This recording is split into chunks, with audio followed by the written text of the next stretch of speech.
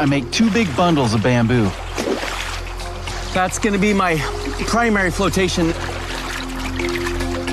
Then, I lash together decking for me to stand on between them. So a little trick I've learned to get this binding really nice and tight is by using leverage. I want this boat nice and tight because it's gonna have a rough ride. It's not long before my vessel takes shape. It's kind of like having 2 skis. So when it gets really shallow, I can just slide it across the bottom of the river. If I don't do that, I basically have an entire raft getting caught up in the rocks. Okay, let's see how this goes. There we go.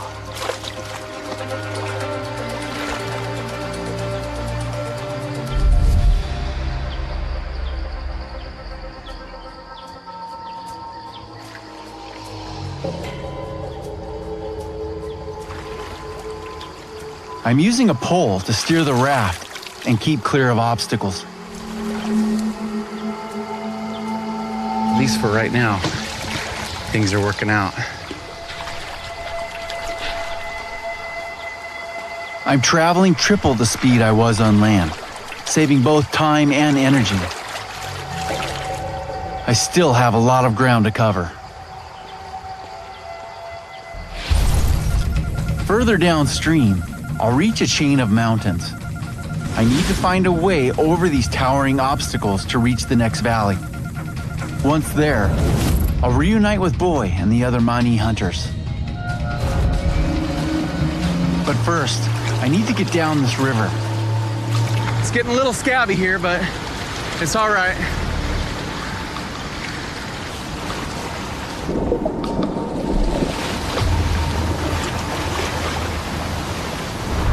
Just as I see the mountains rise on the horizon, progress is brought to a sudden halt. This roadblock will add a significant delay to my journey. If I can't find a way to get my raft through, I could miss my Mani rendezvous.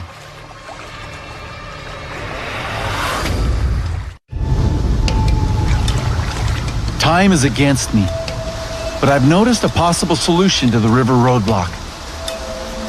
It looks like this is where the river comes to an end, but it doesn't. It goes right through this huge limestone cliff.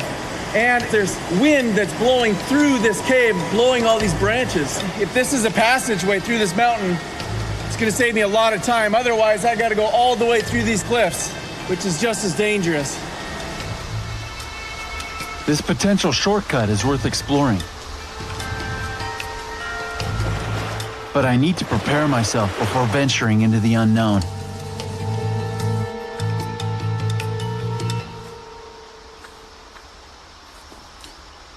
I gotta find a way to light my way, and it starts with fire.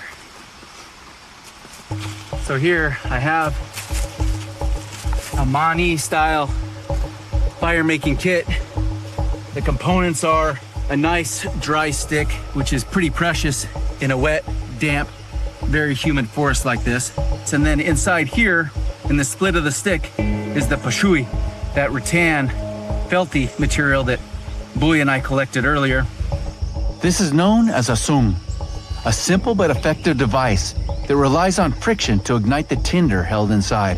It is never easy to make a fire by rubbing sticks together. And a lot of times you might only get one shot at it. So I want to make sure I get all of my materials all ready. The other component is this rattan cordage. And this method of making fire is called a fire thong. And I'll just start to roll that rattan in there, get it warmed up. Makes the rattan nice and flexible. Once I create a good groove, start going faster and harder. I got some smoke.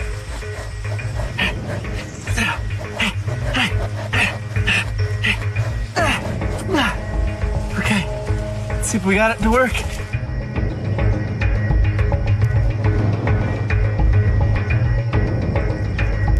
let that little cinder grow in there.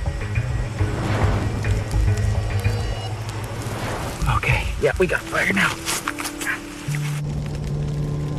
I'm going to use this fire to ignite a pair of makeshift torches.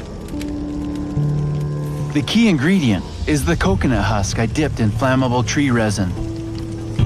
This will allow my torches to burn longer and slower, giving me an opportunity to explore the cave. Get one of these lit. And there it goes. Adventure ready.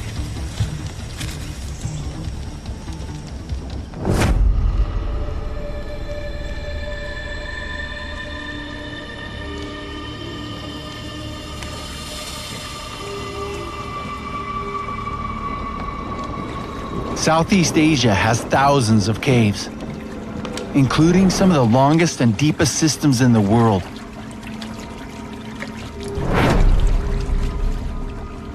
Many contain a maze-like network of passageways and tunnels that can lead all the way through mountains. I'm hoping this is one of those through caves.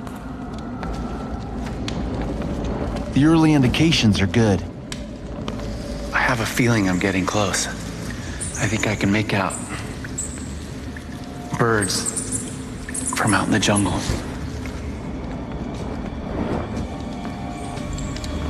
But it's not birds I'm hearing. Look at all the bats. Sounds like they're all over the place. Some of these cave systems have millions of bats. Bats can live 6 miles underground, so the exit might not be as close as I thought. The deeper I travel, the bigger the risk of becoming lost or disoriented in the darkness. I'm using the river as a guide rope to keep my bearings underground. There's still a lot of flow in this water, which is a good sign. It's really bad when the water stops flowing. It basically means that the water, since it's got to go somewhere, it's going deep underground in tunnels. And that would basically just mean a dead end for me. If the river suddenly stops, I need to turn back. But whilst it's still flowing, it has to come out somewhere. As I follow the water, I spot something else I can put to use. Wow. And then look at right there. Look at where all the water is dripping from the ceiling. That water is so pure and good to drink because it's been filtered through stone. But you don't want to drink the water that's down here on the ground because it's got bat guano in it. Not a good thing. Nor is drinking cave water closer to home.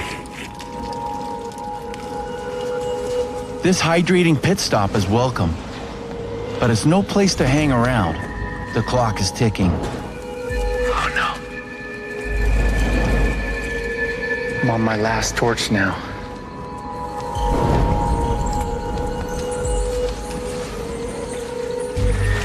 The cave tightens, and the water is becoming uncomfortably deep. If I go under, and my light goes under, I don't have any more fire.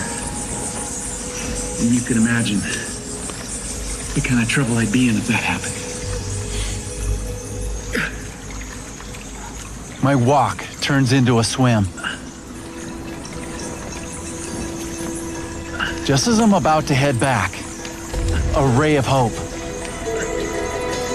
I can see light. There's light at the end of the tunnel. But my escape route is blocked. Just right into this rock somehow is the end of this cave. Just under here.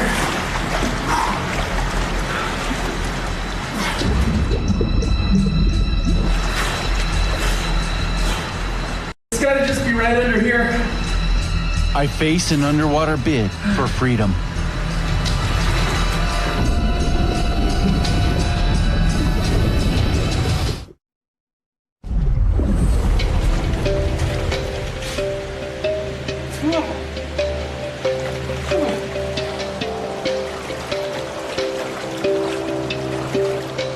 I've made it through the mountains and into the next valley.